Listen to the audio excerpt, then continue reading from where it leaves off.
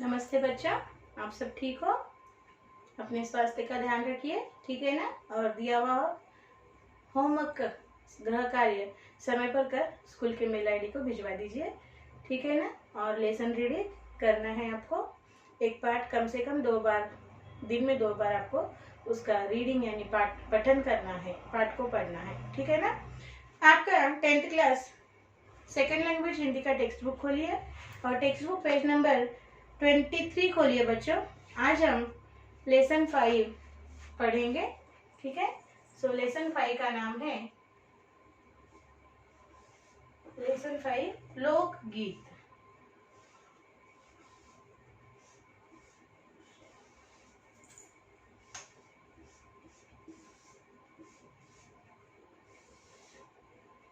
Lesson 5 का नाम क्या है बच्चों?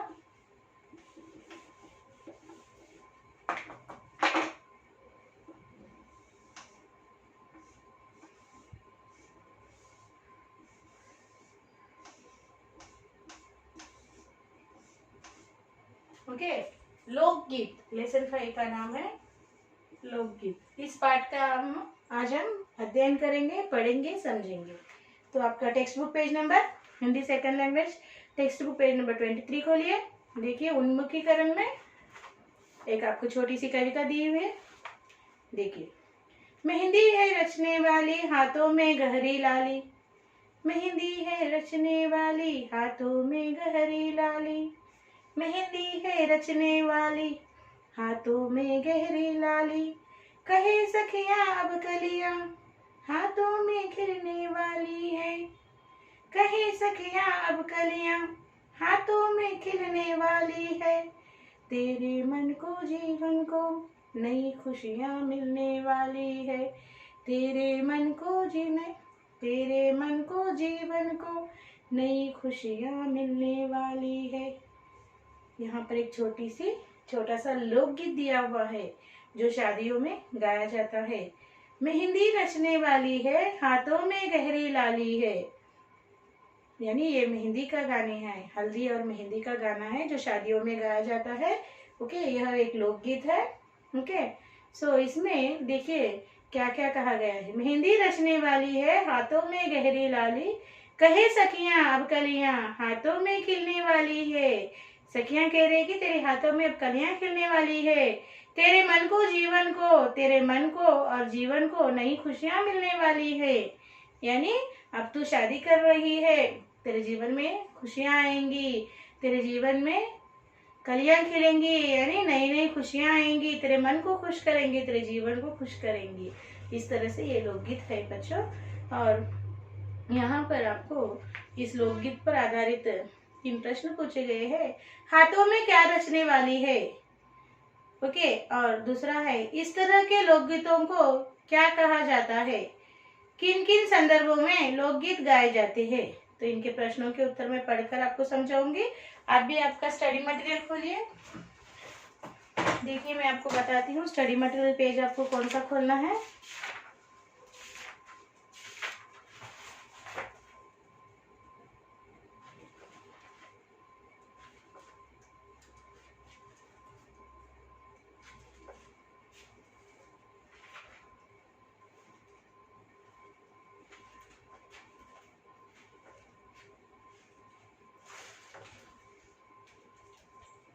देखिए, आपको हाथों में क्या रचने वाली है, इसका उत्तर आपको लिखना है। हाथों में मेहंदी रचने वाली है।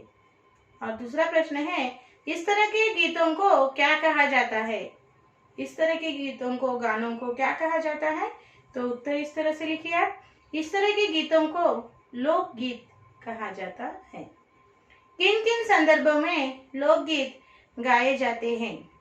तो आपको उत्तर इस तरह लिखना है। शादी, त्योहार, जन्म, मनोरंजन आदि विशेष संदर्भों में लोकगीत गाए जाते हैं। शादी, त्योहार, जन्म, मनोरंजन आदि विशेष संदर्भों में लोकगीत गाए जाते हैं। इस तरह से आपको उत्तर लिखना है, ठीक है ना? अब हम पाठ का अगला भाग देखेंगे। अभी पाठ का अगला भाग है उद्देश्य। इस पाठ का उद्देश्य क्या है कि इस पाठ्य पुस्तक में, इस टेक्स्ट बुक में देने के पीछे ओके, लेखक का उद्देश्य क्या है, इस पाठ का उद्देश्य क्या है। निबंध विधा से परिचित कराते हुए निबंध लिखने की प्रेरणा देना। निबंध यानी निबंध किस तरह से लिखा जाता है, उस निबंध विधा का परिचय देना। How to write the essay, to know, okay, how to write the essay to teach you. Okay, यानी आपको निबंध ऐसे किस तरह लिखा जाता है उसके बारे में बताना, समझाना, उसका परिचय देना। और निबंध लिखने के लिए आपको इंस्पिरेशन देना, प्रेरणा देना, इस पाठ का मुख्य उद्देश्य है। और उसके साथ लोकगीत लिखने के लिए प्रेरित करना। ओके, और लोकगीत लिखने के लिए भी आपको प्रेरित करना, इंस्पिरेशन देना, यह इस पाठ का मुख्य उद्देश्य है। ओके, और इसका देखिए विधा विशेष, यह कौन सी विधा का, साहित्य की कौन सी विधा से संबंधित है, इस यह पाठ निबंध विधा से। ओके ना। सो लोकगीत निबंध पाठ है। लोकगीत जो है यह एक निबंध यानी ऐसे पाठ है, ऐसे है ये एक लिखा हुआ। सो इसे निबंध पाठ कहते हैं। निबंध का अर्थ है बांधना। निबंध का अर्थ क्या है, बांधना। सुंदर और उचित शब्दों के द्वारा भावों की प्रस्तुति ही निबंध है। हमारे सुंदर और उचित शब्दों को, सुंदर और उचित शब्दों के जरिए हमारे भावनाओं को बांधकर हम इसमें निबंध में लिखते हैं। हमारे हर एक शब्द में सुंदरता और भावनाओं की उत्कंठता होती है, भावनाओं से परिपूर्ण होते हैं। ये निबंध के जो शब्द होते हैं बहुत प्रभावकारी होते हैं। ओके ना। यह हुआ हमारा विधा विशेष। अभी देखेंगे लेखक परिचय। इसके लेखक कौन है। ओके, देखिए भगवत शरण उपाध्याय इसके लेखक, इस पाठ के लेखक है, निबंध पाठ के लेखक भगवत शरण उपाध्याय।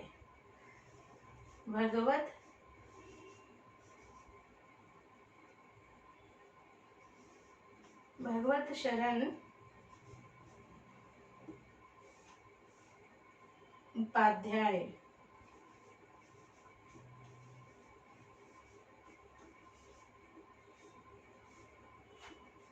भगवत शरण उपाध्याय इस पाठ के लेखक है। देखिए, भगवत शरण उपाध्याय हिंदी साहित्य के सुपरिचित रचनाकार है। भगवत शरण उपाध्याय हिंदी साहित्य के, हिंदी लिटरेचर के वेरी फेमस, यानी बहुत फेमस क्या है, लेखक है। इनका जन्म 1910 में हुआ। इनका जन्म कब हुआ बच्चों, 1910 में हुआ। इन्होंने कहानी, कविता, रिपोर्टाज, निबंध, बाल साहित्य में अपनी विशेष छाप छोड़ी है। विश्व साहित्य की रूपरेखा, विश्व साहित्य की रूपरेखा, कालिदास का भारत, ठूठा आम, गंगा गोदावरी आदि इनकी प्रसिद्ध रचनाएं हैं। और इनकी और अन्य प्रसिद्ध रचनाओं का नाम क्या है, कालिदास का भारत, ठूठा आम, गोदावरी, गंगा गोदावरी, और इनकी क्या है, अन्य रचनाओं के नाम है। ओके, तो इन्होंने बहुत बड़ा योगदान दिया है हिंदी साहित्य जगत में। और नीचे आपको छात्रों को सूचनाएं दी गई है जो हर पाठ में दी गई है। आपको पाठ की प्रवेशिका पढ़ना है, पाठ को पढ़ना है। जो भी शब्द समझ में ना आते हो, अर्थ समझ में नहीं आते हो, उन शब्दों के नीचे रेखा खींचनी है। उन शब्दों के अर्थ आपको शब्दकोश यानी डिक्शनरी में ढूंढना है, या फिर अपने सहपाठी यानी क्लासमेट से चर्चा विमर्श करना है। फिर भी ना समझ में आते हो तो अध्यापकों से संपर्क करना है। ठीक है ना, यह काम आपको करना होगा। ओके, अब हम पढ़ेंगे विषय प्रवेश। ओके, उससे पहले आप लोग एक बार इस विषय प्रवेश को साइलेंट रीडिंग कीजिए।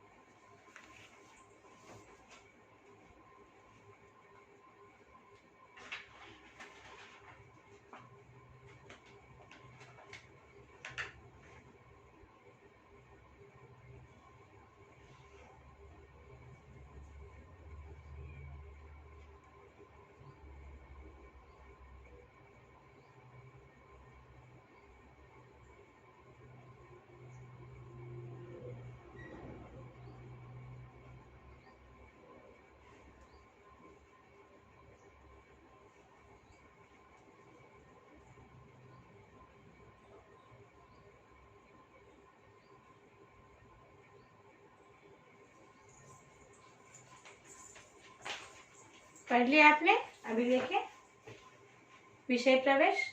हमारी संस्कृति में लोकगीत और संगीत का अटूट संबंध है। मनोरंजन की दुनिया में आज भी लोकगीतों का महत्वपूर्ण स्थान है। गीत संगीत के बिना हमारा मन रसा से नीरस हो जाता है। प्रस्तुत निबंध में भारतीय लोकगीत का वर्णन बड़े ही सुंदर ढंग से किया गया है। हमारी संस्कृति यानी हमारे कल्चर में लोकगीतों का यानी फोक सॉन्ग्स बोलते हैं ना, सो फोक सॉन्ग्स का, लोकगीतों का बहुत अटूट संबंध है, यानी बहुत गहरा संबंध है। मनोरंजन यानी एंटरटेन के वर्ल्ड में, मनोरंजन की दुनिया यानी एंटरटेन के वर्ल्ड में आज भी फोक सॉन्ग्स यानी लोकगीतों को बहुत इम्पोर्टेंस दिया जाता है, यानी महत्वपूर्ण स्थान है। गीत संगीत के बिना हमारा मन रसा से नीरस हो जाता है। गीत और संगीत ना हो तो जीवन में कोई रंग नहीं होता। ओके, रसा से नीरस यानी हम नाराज नीरस हो जाते हैं। प्रस्तुत निबंध में यह एक निबंध पाठ है और इस निबंध पाठ में, इस पाठ में, प्रस्तुत निबंध पाठ में भारतीय लोकगीतों का वर्णन किया है। हमारे भारत देश में जो लोकगीत गाए जाते हैं उनके बारे में जानकारी दी गई है, यानी वर्णन किया गया है। वो बहुत ही सुंदर है, उसे हम पढ़कर समझेंगे। ठीक है ना। अभी देखिए यहाँ पर ध्यान से सुनिए बच्चों। लोकगीत अपनी लोच, ताजगी और लोकप्रियता में शास्त्रीय संगीत से भिन्न है। लोकगीत सीधे जनता के संगीत हैं। घर, गांव और नगर की जनता के गीत हैं ये। इनके लिए साधना की जरूरत नहीं होती। त्योहारों और विशेष अवसरों पर ये गाए जाते हैं। सदा से ये गाए जाते रहे हैं और इनके रचने वाले भी अधिकतर गांव के लोग ही हैं। स्त्रियों ने भी इनकी रचना इनकी रचना में विशेष भाग लिया है। ये जो लोकगीत है बाजों की मदद के बिना ही या साधारण ढोलक, झांझ, करताल, बांसुरी आदि की मदद से गाए जाते हैं। देखिए, लोकगीत अपनी लोच, ताजगी और लोकप्रियता में शास्त्रीय संगीत से भिन्न है। लोकगीत और शास्त्रीय संगीत ये दो भिन्न है।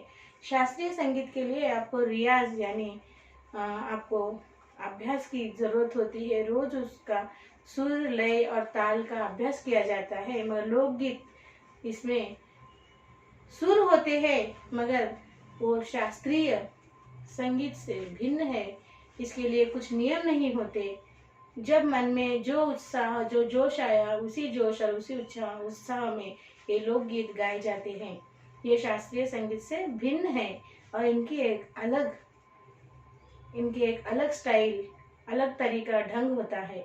लोकगीत सीधे जनता के संगीत है। ये जो जनता है, जो पीपल है, कॉमन पीपल्स, लोकगीत ये उनके संगीत है। घर, गांव और नगर की जनता के गीत है ये। घर में, गांव में और नगर में गाने वाले जनता के गीत है ये। इनके लिए साधना की जरूरत नहीं होती। इनके लिए साधना यानी तपस्या यानी रियाज यानी अभ्यास की, लय, ताल, सुर पे अभ्यास करने की जरूरत नहीं होती। ओके, जब हमें जो खुशी अपने मन को भाती है उस मौके पर हम वो गीत गा लेते हैं। ओके, ये सामान्य जनता के गीत है। इसके लिए अब विशेष साधना की जरूरत नहीं होती। त्योहारों और विशेष अवसरों पर ये गाए जाते हैं। और फेस्टिवल के दिन, त्योहार यानी फेस्टिवल के दिन और विशेष यानी स्पेशल इवेंट्स के और ओकेजन्स पे ये गीत गाए जाते हैं। सदा से ये गाए जाते रहे हैं। इनके रचने वाले भी अधिकतर गांव के लोग ही है। इन लोकगीतों को रचने वाले अधिकतर लोग गांव के लोग ही है, ग्रामीण लोग है। सो ये ग्रामीण लोगों के गीत है। स्त्रियों ने भी इनकी रचना में विशेष भाग लिया है।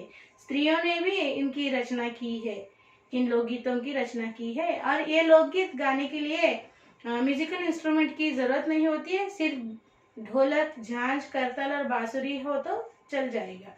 पूरे टेक्निकल म्यूजिकल इंस्ट्रूमेंट की जरूरत नहीं है। सिर्फ ढोलक के सहारे भी गाए जाते हैं, झांझ, करताल, बांसुरी के सहारे भी ये गीत गाए जाते हैं। आगे देखिए, एक समय था जब शास्त्रीय संगीत के सामने इनको हेय समझा जाता था। अभी हाल तक इनकी बड़ी उपेक्षा की जाती थी, पर इधर साधारण जनता की ओर जो लोगों की नजर फिरी है, तो साहित्य और कला के क्षेत्र में भी परिवर्तन हुआ है। अनेक लोगों ने विविध बोलियों के लोक साहित्य और लोकगीतों के संग्रह पर कमर बांधी है, और इस प्रकार के अनेक संग्रह अब तक प्रकाशित हो गए हैं।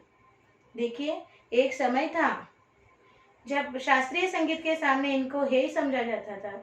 एक समय था, एक टाइम था जब शास्त्रीय संगीत को श्रेष्ठ माना जाता था और लोकगीतों को कोई महत्व नहीं था, हे माना जाता था, यानी उन्हें कोई महत्व ही नहीं देता था। लोकगीतों को सिर्फ शास्त्रीय संगीत को ही महत्वपूर्ण माना जाता था।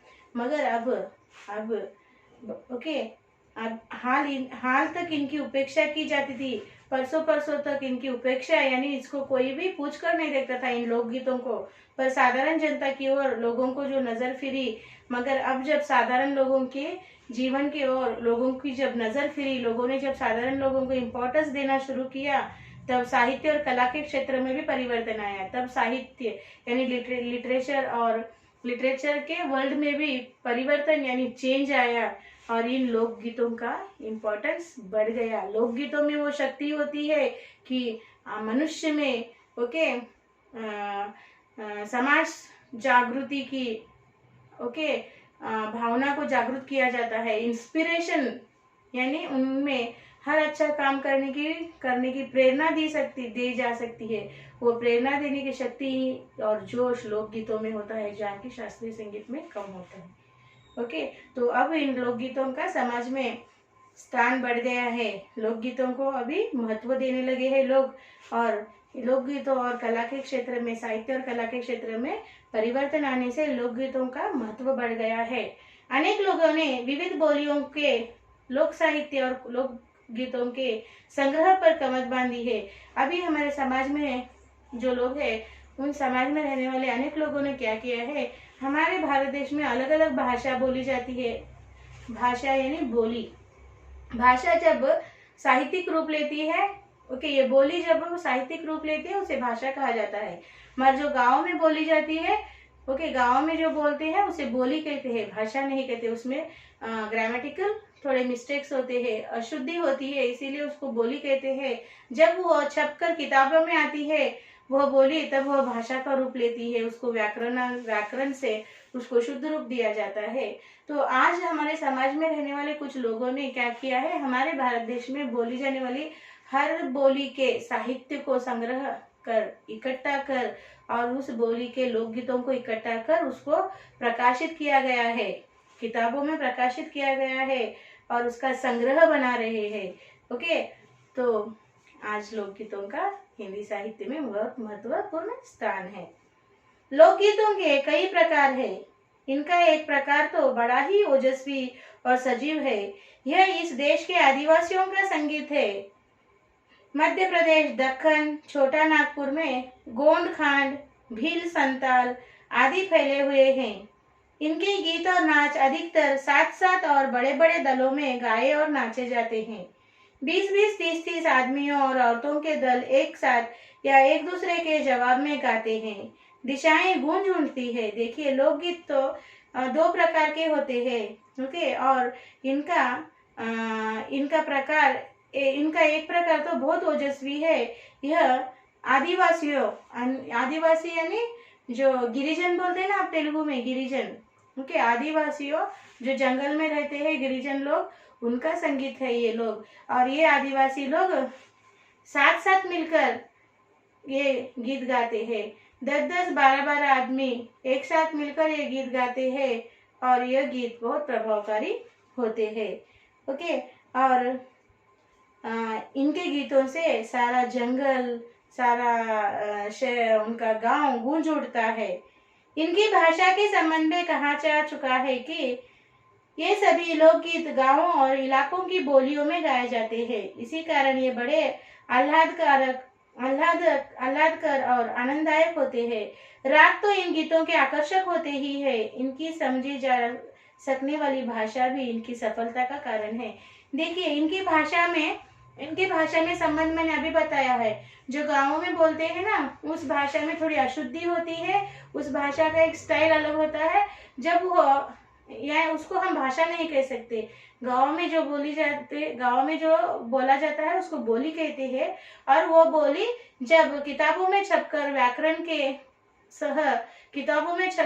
व्याकरण नियमों के सहित किताबों में छप जाती है, प्रकाशित होती है, उसे भाषा कहते हैं।